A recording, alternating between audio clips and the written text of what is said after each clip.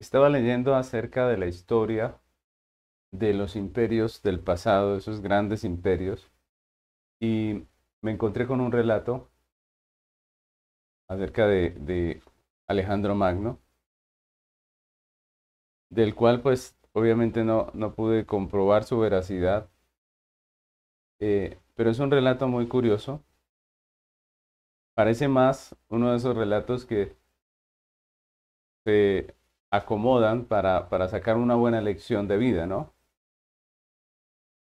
Pero me pareció muy interesante y muy apropiado para comenzar la enseñanza de hoy.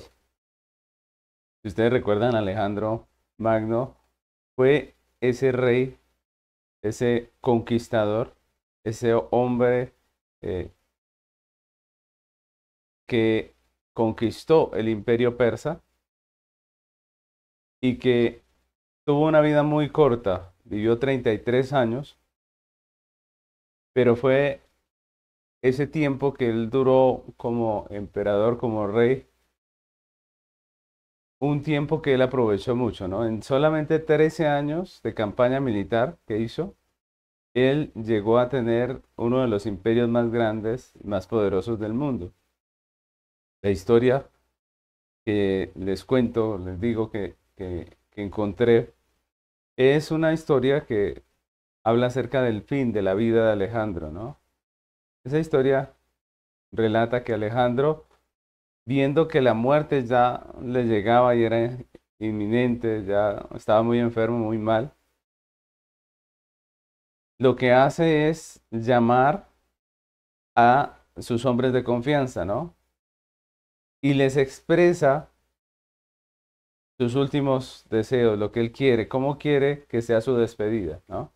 Y hay tres cosas que pide, según este relato. Lo primero que pidió fue que su ataúd debía ser llevado en procesión hasta la tumba por los mejores médicos que encontraran. Entonces, los mejores médicos tenían que llevar el ataúd de Alejandro.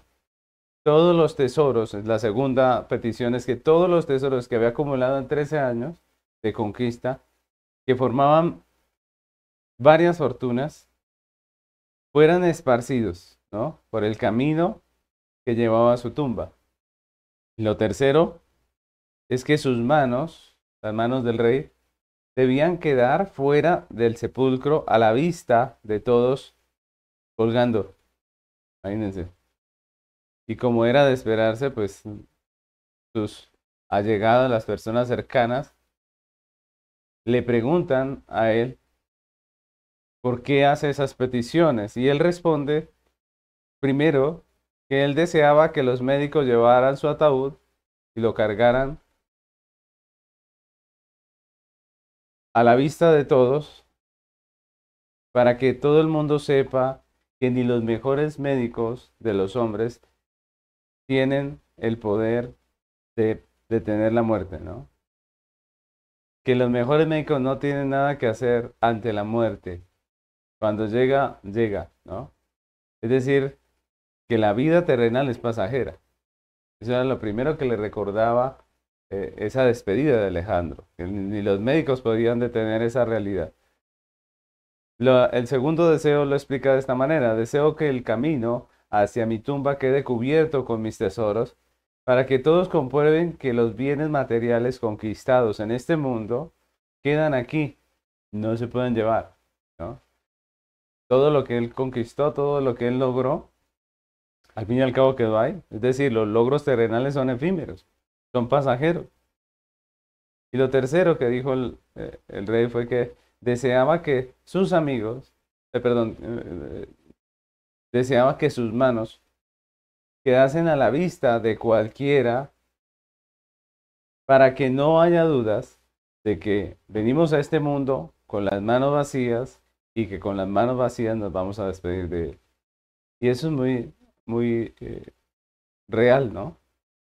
Es decir, la vida no se trata de lo que uno tiene aquí en la tierra, sino, pues uno lo podría llevar, ¿no? Pero él le está diciendo, miren, no se trata de esto porque esto queda aquí, ¿no? Y este relato, aunque no sea cierto, que no sea real, que él haya dicho estas palabras, lo que sí es real es que todo lo que dice ahí tuvo que pasar. Es decir, que los médicos no pudieron detener la muerte de este hombre, que era tan poderoso, que los bienes que él acumuló durante la guerra no se los pudo llevar, eso es así, ¿cierto? Y que sus manos, así como llegaron vacías a este mundo, se fueron de la misma manera. Así que no interesa tanto si el relato es cierto, si lo que dijo el rey fue de esta manera, pero lo que hace esta reflexión es mostrarnos la realidad de que al final, cuando se muere, ninguna de esas cosas que eran tan valiosas y por las que tanto se esforzaron los hombres y que tanto lucharon, tanto se preocuparon y se desvelaron, ninguna de esas cosas se pueden llevar. Y hoy continuamos con esta serie expositiva del libro del profeta Ageo. Tenemos un lema que es Jesucristo, la única razón de nuestra existencia. Y esta es la sexta enseñanza que se titula Una iglesia en contravía. En esta ocasión vamos a estar estudiando Ageo capítulo 1, versículo 9. Se lo leo, dice: Buscáis mucho y halláis poco, y encerráis en casa, y yo lo disiparé en un soplo. ¿Por qué? Dice Jehová de los ejércitos. Por cuanto mi casa está desierta, y cada uno de vosotros corre a su propia casa. Estamos estudiando el primero de 5 mensajes que Dios le da al profeta Ageo para su pueblo, ¿no? Y en este primer mensaje hemos visto que Dios habla a este pueblo dándole un diagnóstico de la realidad, de su verdadero estado, de ese estado en el que ellos se encuentran. Es lo primero que hace, ya hemos visto ese estado como era, de idolatría, de vanidad, ¿cierto? Pero también les llama al arrepentimiento. Y en el versículo que estudiaremos hoy, Dios hace a través del profeta Ageo un resumen de lo que es el estado de este pueblo, ¿no? Un resumen de cómo se encuentra su pueblo. Y ese resumen lo podríamos titular Un pueblo en contravía, lo que dice nuestro título de hoy, ¿cierto? Porque ese era el estado de este pueblo. Dios iba en una dirección y ellos iban en otra.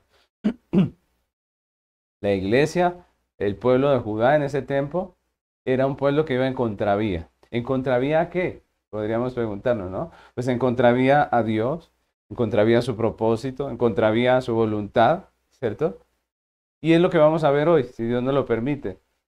Las características de una iglesia en contravía. Eso es lo que vamos a estar hablando hoy. Y vamos a disponer nuestro corazón también para mirar, para observar lo que Dios nos está hablando con esta enseñanza. Cómo nuestra vida, cómo nosotros como iglesia o como personas, como familias, podemos incluso estar andando en contravía a la voluntad de Dios.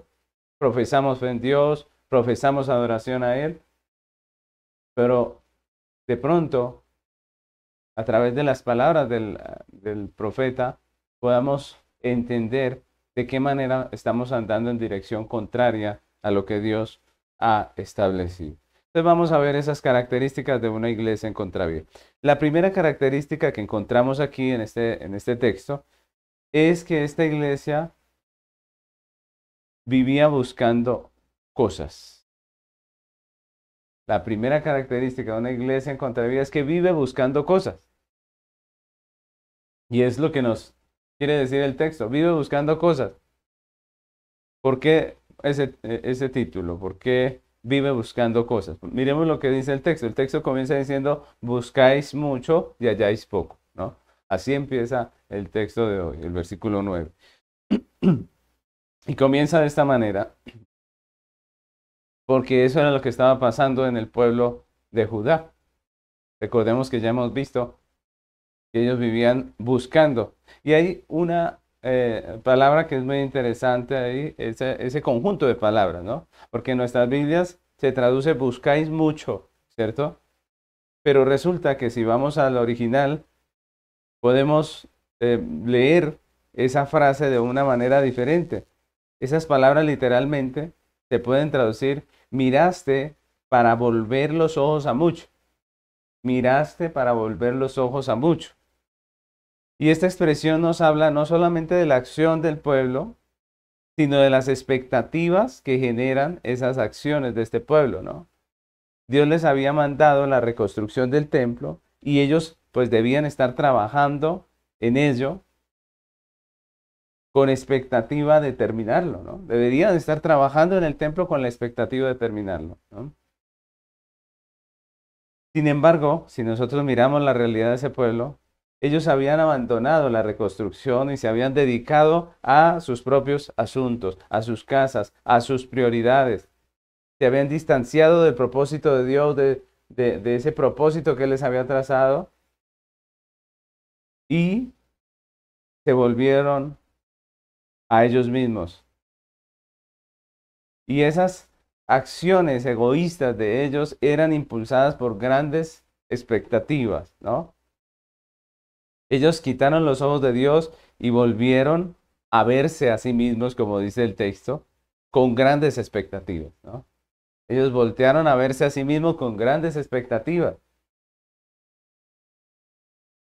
Y lo que sintió este pueblo cuando quitaron los ojos de Dios, como lo dice aquí el texto, se parece mucho a lo que algunos motivacionistas logran despertar en el corazón de las multitudes, esa fiebre, ese anhelo, ese deseo, esas expectativas de progreso, de salir adelante, de, como dicen hoy, alcanzar nuestro mayor potencial, de reinventarnos, de todo esto que hoy en día se habla tanto.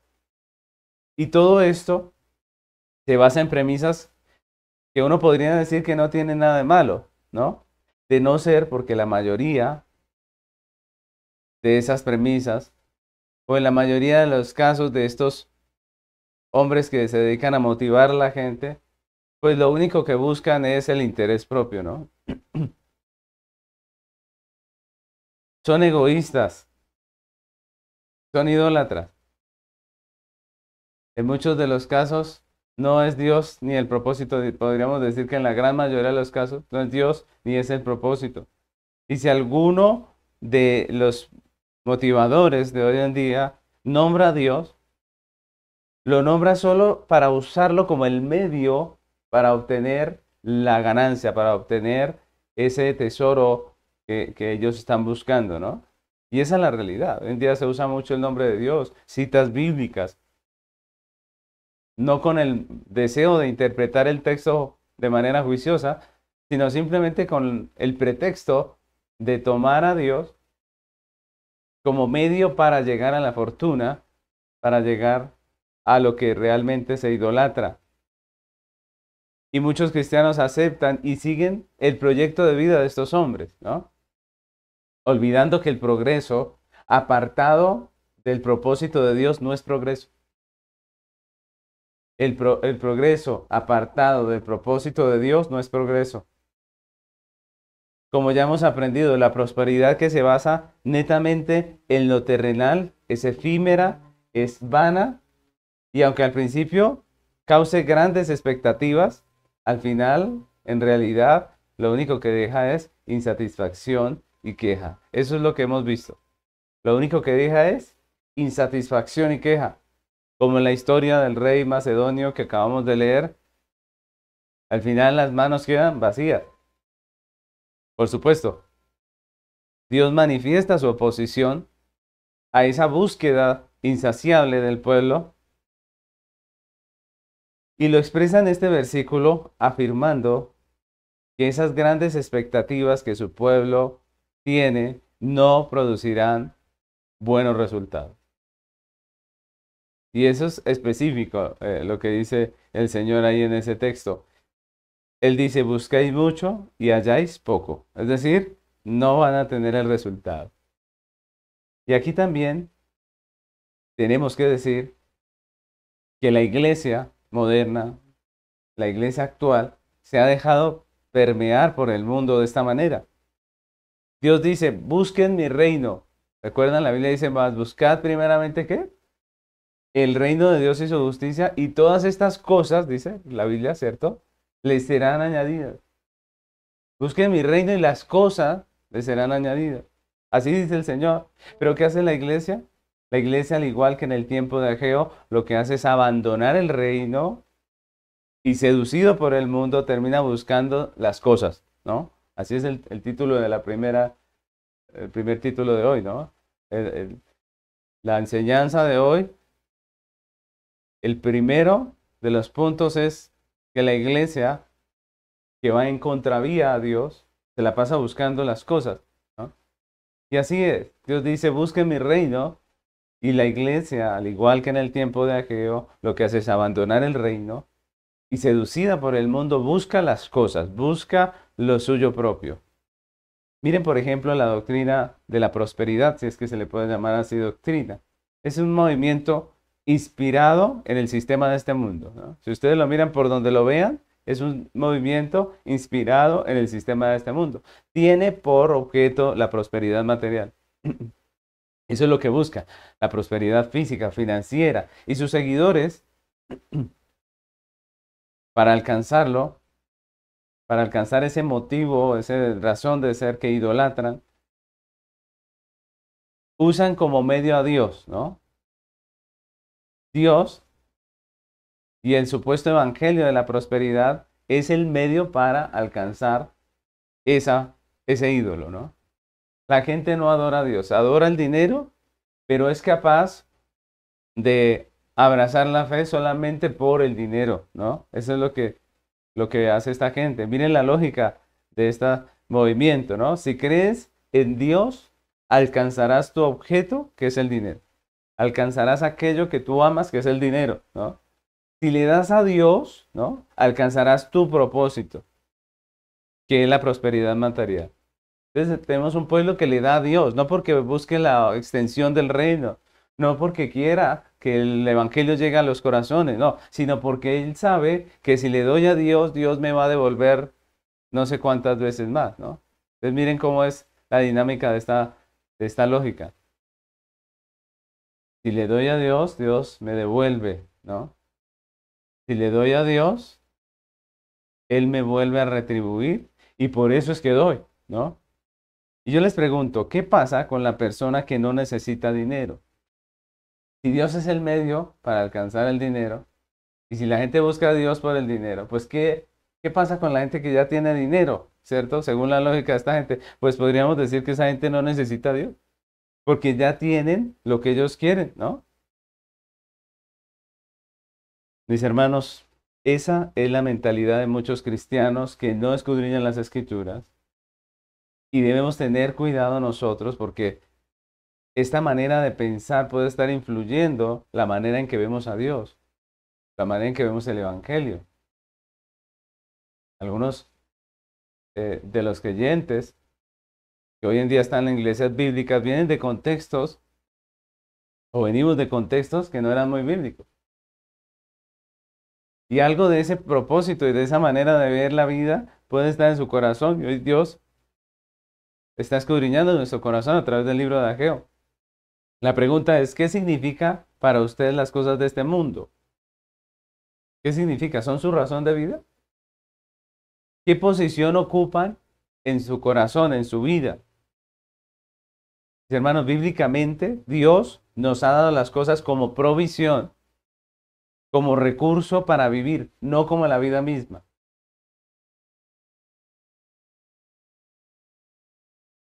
Pero nosotros, los pecadores, hacemos de la provisión que el Señor nos dio pequeños ídolos. Los adoramos, vivimos por ellos. Y como el pueblo de Judá, tenemos grandes expectativas con ellos, ¿no? Por eso el Señor nos llama constantemente la atención. Por ejemplo, en Lucas capítulo 12, versículo 15, el Señor Jesucristo dijo esto, dice, y les dijo, mirad, guardaos de toda avaricia, porque la vida del hombre no consiste en la abundancia de los bienes que posee. Porque la vida del hombre no consiste en la abundancia de los bienes que posee. ¿Por qué dice esto Jesús? Porque nosotros tendemos a pensar que sí.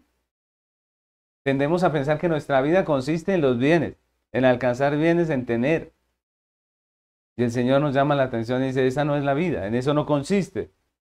Y alguno podría pensar que esta enseñanza es buena, pero para el que tiene, ¿no? Para el rico, para el que tiene que idolatrar, ¿no? Pero en realidad la codicia no la determina qué tanto dinero nosotros podamos tener, sino que la codicia realmente la determina qué tanto hemos desplazado a Dios como propósito de vida para poner nuestros bienes, nuestra provisión, lo que Dios nos ha dado en ese lugar, ¿no? Esa sí es la verdad de la idolatría. De tal manera que una persona que tiene muy poco puede llegar a idolatrar eso poco más que una persona que tiene mucho. La pregunta es la siguiente. En la vida práctica, ¿qué es más importante para nosotros? ¿Dios o las cosas? ¿No? ¿Qué es más importante? ¿Dios o las cosas? La mayoría de cristianos que responderían, ¿no? Dirían todos Dios, obviamente. Como que las cosas, ¿no? Dios. Pero yo les hago una pregunta para que se examinen.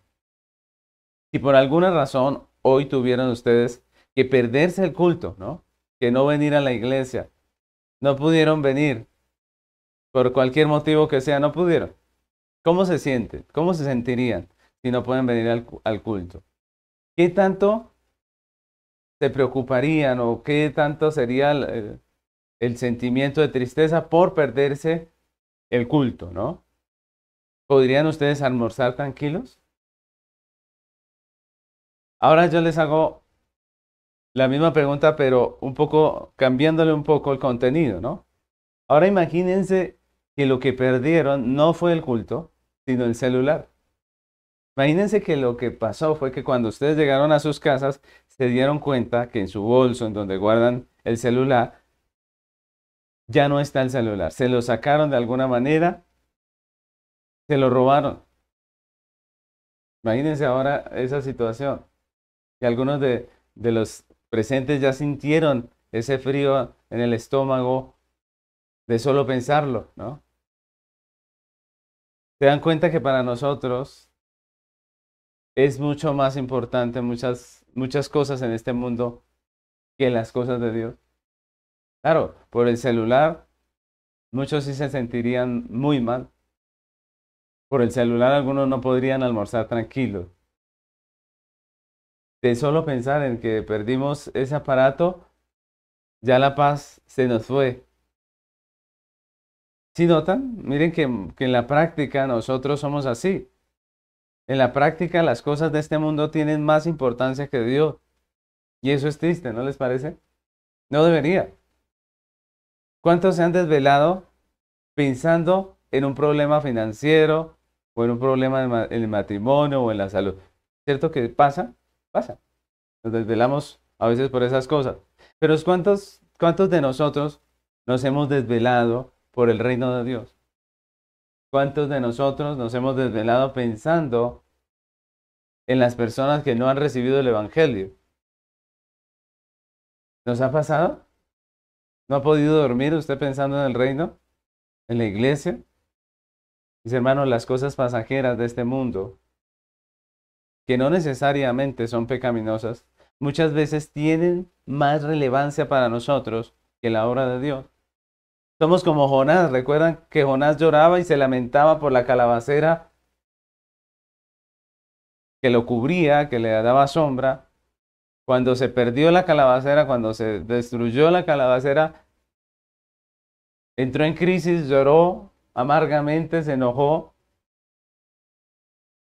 pero no le importaba ni poquito los habitantes de Nínive que iban a ser destruidos.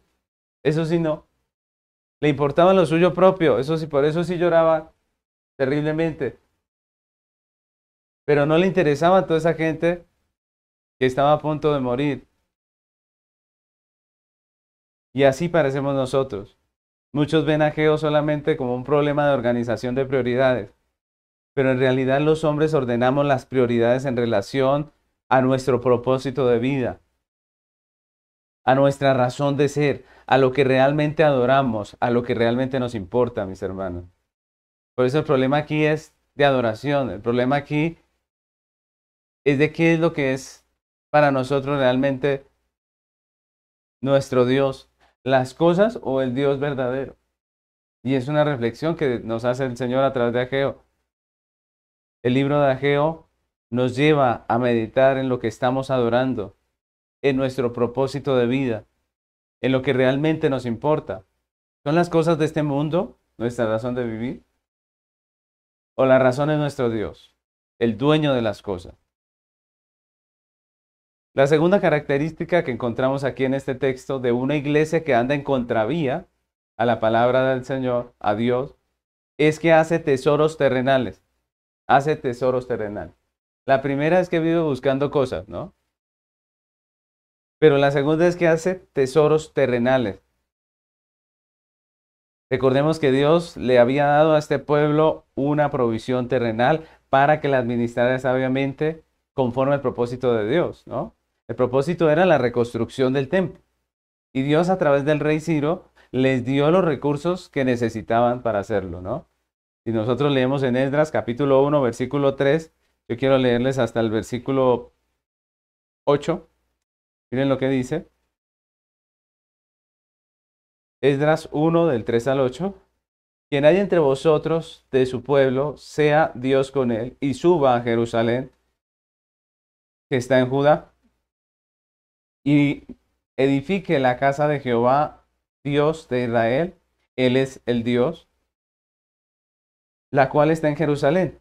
Y a todo el que haya quedado en cualquier lugar donde more, ayúdenle los hombres de su lugar con plata, oro, bienes, ganado, además de ofrendas voluntarias para la casa de Dios, la cual está en Jerusalén. Entonces se levantaron los jefes de las casas paternas de Judá y de Benjamín, y los sacerdotes y levitas, todos aquellos cuyo espíritu despertó Dios para subir a edificar la casa de Jehová, la cual está en Jerusalén.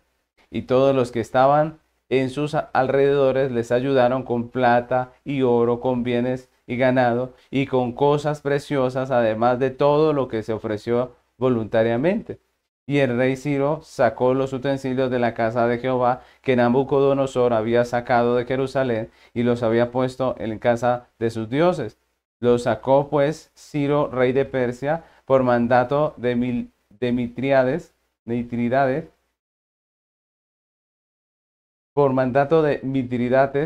tesorero, el cual los dio por cuenta a Sesbazar, príncipe de Judá. Miren todo lo que dice este texto, ¿no? Dice que el rey les envió con toda la provisión, con provisión, comida, con todo lo que se requería, ¿no? Incluso dice que las personas que vivían allí también les ayudaron con bienes, con cosas. Mejor dicho, ellos se fueron bien, salieron bien por mandato de Dios. Y luego, más adelante, en Esdras 3:7 dice, y dieron dinero a los albañiles y carpinteros, asimismo comida, bebida y aceite a los sidonios y tirios, para que trajesen madera de cedro desde el Líbano por mar a Jope, conforme a la voluntad de Ciro, rey de Persia, acerca de esto. Es más, según este último versículo que leímos, había dinero para comprar madera de los de Sido y de los de Tiro. Los sidonios y los de Tiro eran los encargados. Ellos les pagaron, les dieron comida por mandato del rey Ciro para que trajeran la madera. Obviamente, esto debía administrarse de acuerdo a los requerimientos de la obra, a las necesidades del pueblo que debía ejecutar esa obra. Y recordemos que parte de esa provisión se utilizaba en el mantenimiento de los judíos que llegaban a una tierra que había sido devastada y que pues hasta ahora estaban volviendo a poblarla. Pero el propósito de toda esta provisión pues era obviamente el templo. Pero el texto nos muestra que el pueblo se dejó llevar por su codicia y terminaron encerrando en casa la provisión. Así dice el texto. El Señor les dice, ustedes encierran en casa la provisión que yo les di, ¿no? Por esta expresión se cree que la madera que Ciro había mandado fue la que ellos usaron para artesonar sus casas. ¿Recuerdan? Para enchapar sus casas en madera. Ellos usaron la madera que el rey Ciro les había enviado, les había comprado prácticamente para la casa del Señor. Esa madera parece ser que fue la que ellos usaron y por eso vimos que Dios les mandó a traer madera del monte, de la montaña. ¿Por qué? Porque ellos la que Dios les había dado, se la gastaron en ellos mismos, ¿no? Y esta expresión también alude a el trabajo y al esfuerzo que ellos hacían por lo suyo propio y al deseo de amontonar la cosecha en sus graneros sin acordarse de Dios y de su casa, ¿no? Y desafortunadamente, mis hermanos, esa es una realidad que nos afecta a todos. Tenemos la tendencia, nosotros los hombres pecadores, a atesorar lo terrenal y eso impide que lo administremos sabiamente conforme a lo que Dios quiere, conforme al propósito de Dios. Atesoramos nuestros recursos pensando que somos sabios, pero eso es necedad, según la palabra de Dios. ¿Recuerdan la parábola del hombre rico? En Lucas 12:16, quiero leérsela en adelante, dice, también les refirió una parábola diciendo, la heredad de un hombre rico había producido mucho, y él pensaba dentro de sí diciendo, ¿qué haré? Porque no tengo dónde guardar mis frutos.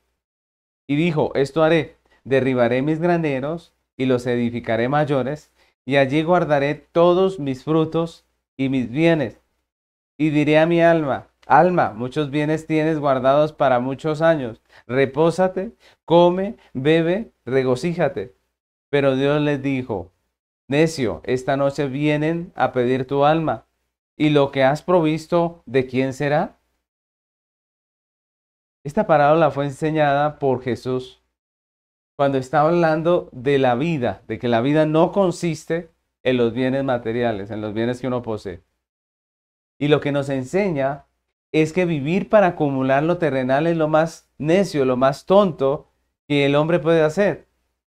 Porque como lo terrenal es perecedero, si no se usa, se pierde realmente. Si lo terrenal no se usa, se pierde. Eso es así. Una vida invertida en acumular lo terrenal es un desperdicio. Porque lo terrenal se acaba, perece, termina, o yo voy a morir y todo lo que trabajé no se va a ir conmigo. Y esa es la conclusión del relato con el que empezamos acerca de Alejandro Magno. Lo que yo atesore en esta tierra, lo que yo guarde, pues no se va a ir conmigo. ¿De qué sirve tanto esfuerzo por guardar y amontonar si no se va a ir conmigo? Pero esa tendencia pecaminosa a atesorar la bendición que Dios nos ha dado no tiene que ver con el dinero solamente. No es un tema solamente de finanzas. Es también una tendencia que afecta a otras áreas de la vida del hombre. Por ejemplo, es la tendencia de los padres que crían a los hijos como si fueran suyos, olvidando que ellos les fueron entregados por Dios para su propia gloria. No son nuestros, son prestados. Y no son para nosotros, son para su propia gloria, para la gloria de Dios. No son ni siquiera para ellos mismos, que nosotros a veces pensamos, no, que él sea feliz en lo que le gusta y que viva su vida como bien le parezca, pero no es lo que la Biblia dice, porque la Biblia dice que Dios nos los dio para su propia gloria. Los padres cristianos debemos esforzarnos porque ellos cumplan el propósito de Dios, no el nuestro, ni siquiera el de ellos mismos. Nuestro esfuerzo, nuestro deseo es que ellos conozcan el propósito de Dios y que vivan conforme a Él. Esa debe ser nuestra misión. Muchas veces los cristianos crían a sus hijos o criamos a nuestros hijos para que lleguen a hacer lo que nosotros queremos, ¿no? Y algunos cumplen en sus hijos sus sueños frustrados, ¿no? Otros quieren que sus hijos sean lo que el sistema de este mundo, lo que nuestra cultura nos ha impuesto, ¿no? Entonces la cultura, el sistema nos ha impuesto que nuestros hijos deben crecer, hacer esto, aquello, llegar a hacer esto, ¿no? Y se olvidan, los cristianos muchas veces nos olvidamos que nuestros hijos no son nuestros, que son de Dios.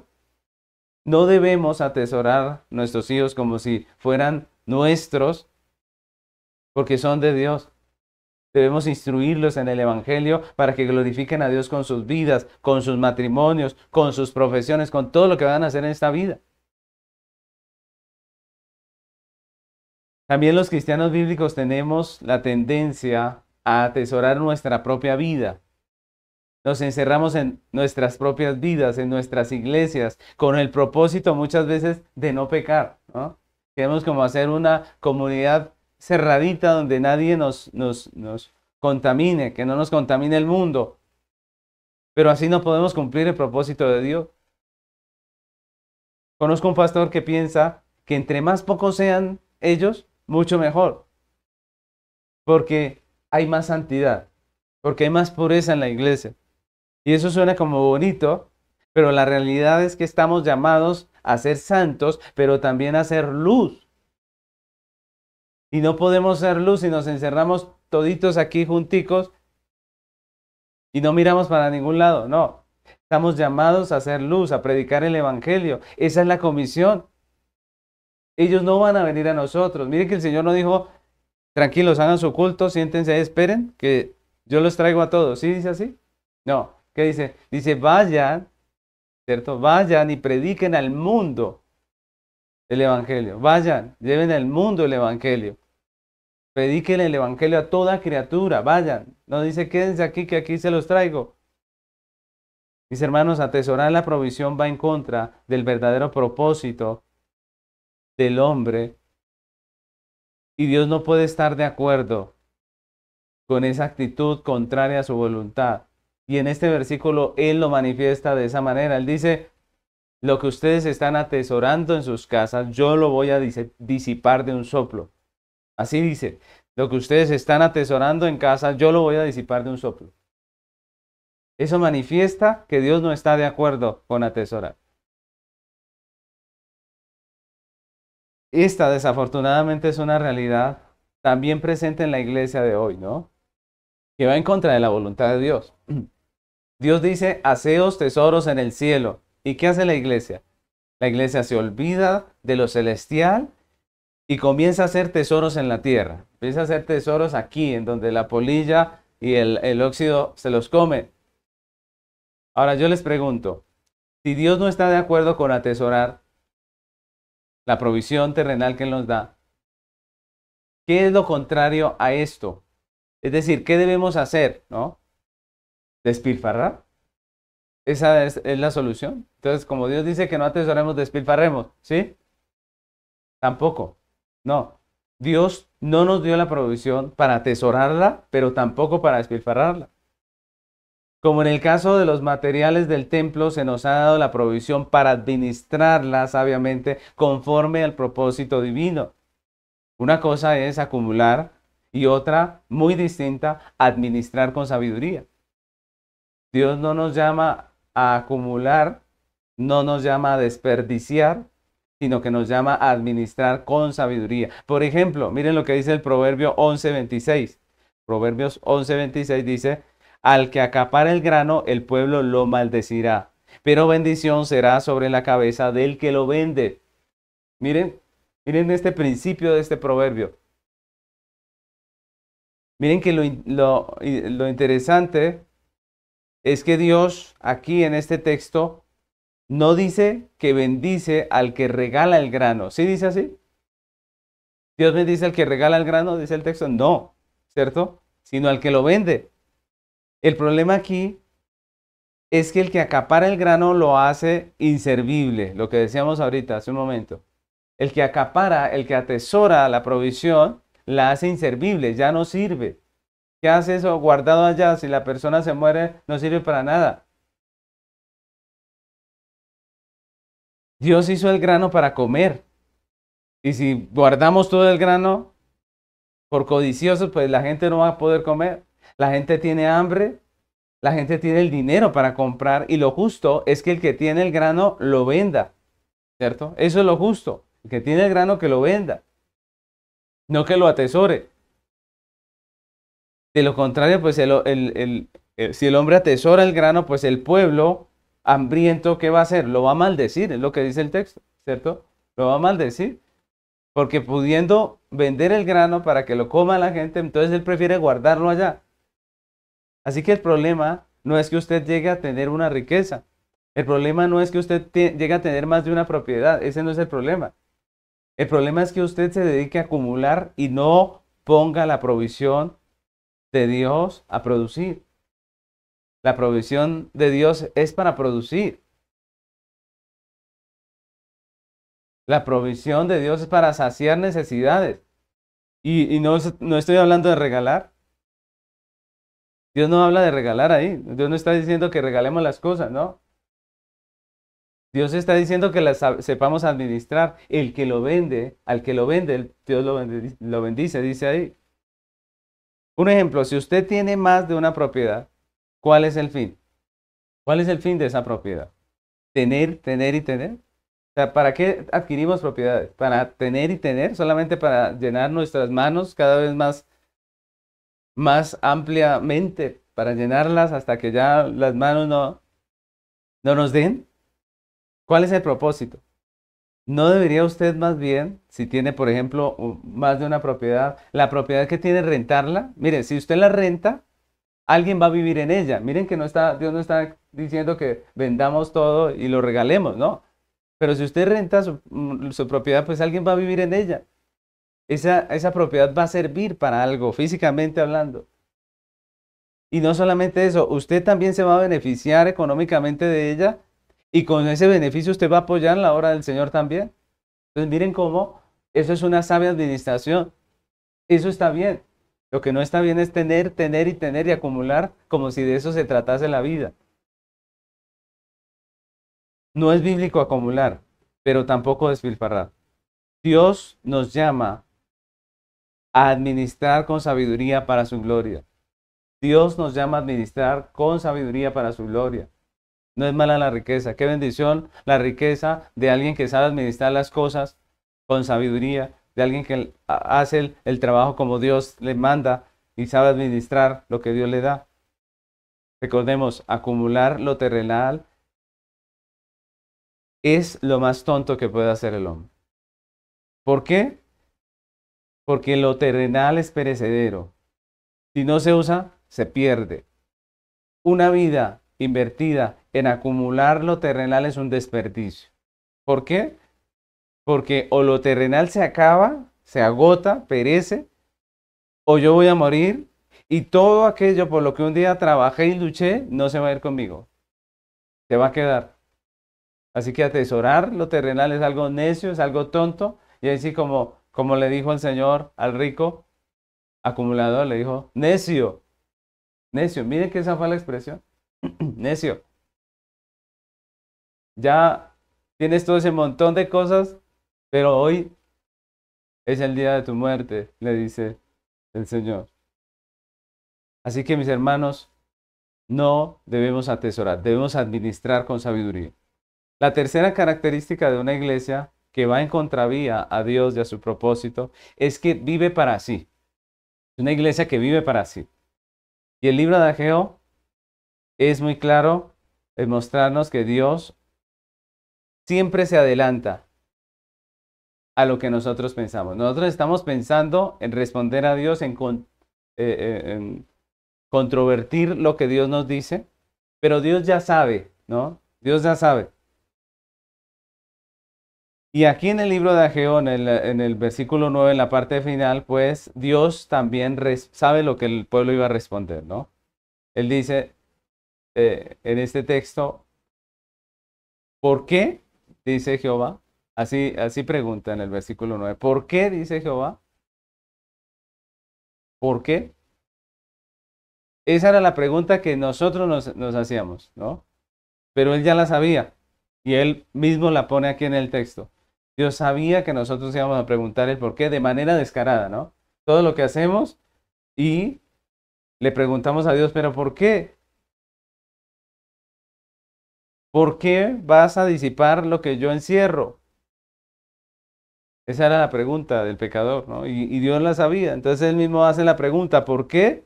Y él la responde. ¿Qué responde Dios?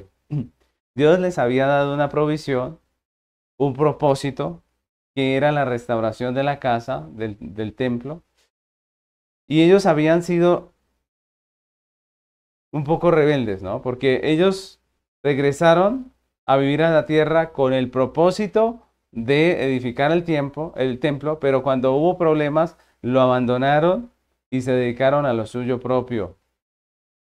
Y Dios hace esa denuncia clara allí en el texto, dice, por cuanto mi casa está desierta. ¿Cómo estaba la casa del Señor? Desierta. El propósito para el cual les había llevado Dios allí, lo abandonaron. La casa del Señor estaba desierta. Se olvidaron de Dios y de su voluntad y se dedicaron a vivir su propia vida. Y vivir para nosotros mismos sería correcto si nosotros fuésemos los dueños de nuestra vida, ¿no?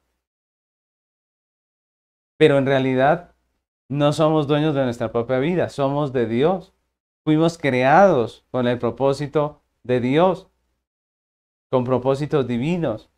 Y si vivimos para nosotros mismos, aunque no hiciéramos nada inmoral, esa vida sería obviamente pecaminosa porque no se vivió para Dios. Miren lo interesante. Alguien podría decir, sí, yo vivo para mí mismo, pero yo no peco. Pero yo soy un hombre juicioso, hago las cosas bien. Sí, pero el hecho de que usted viva su vida para usted mismo y no para Dios ya es pecado, ¿no? ¿Ustedes han leído cómo vivían las personas antes del diluvio? ¿Ustedes han leído qué dice Dios acerca de las personas? Porque algunos los tildan de una cantidad de pecados que no dice la Biblia. Miren lo que dice aquí en Mateo 24, 37 al 39. ¿Qué es lo que denuncia a Dios de esas personas? Dice, mas como en los días de Noé, así será la venida del Hijo del Hombre. Porque como en los días antes del diluvio estaban comiendo y bebiendo, casándose y dándose en casamiento, hasta el día en que Noé entró en el arca, y no entendieron hasta que vino el diluvio y se los llevó a todos, así será también la venida del Hijo del Hombre. Miren cómo dice este texto. ¿Cuál era el pecado? Yo les pregunto, ¿cuál era el pecado que resalta aquí el Señor en Mateo acerca de esta gente? ¿Cuál era el pecado? ¿Comer? ¿Cuál era el pecado? ¿Beber? Ellos comían, bebían. ¿Cuál era el pecado? ¿Que se casaban? En ese sentido están mejor que hoy en día, que ni siquiera se casan, ¿cierto? Pero aquí dice que se estaban comiendo, bebiendo y casándose.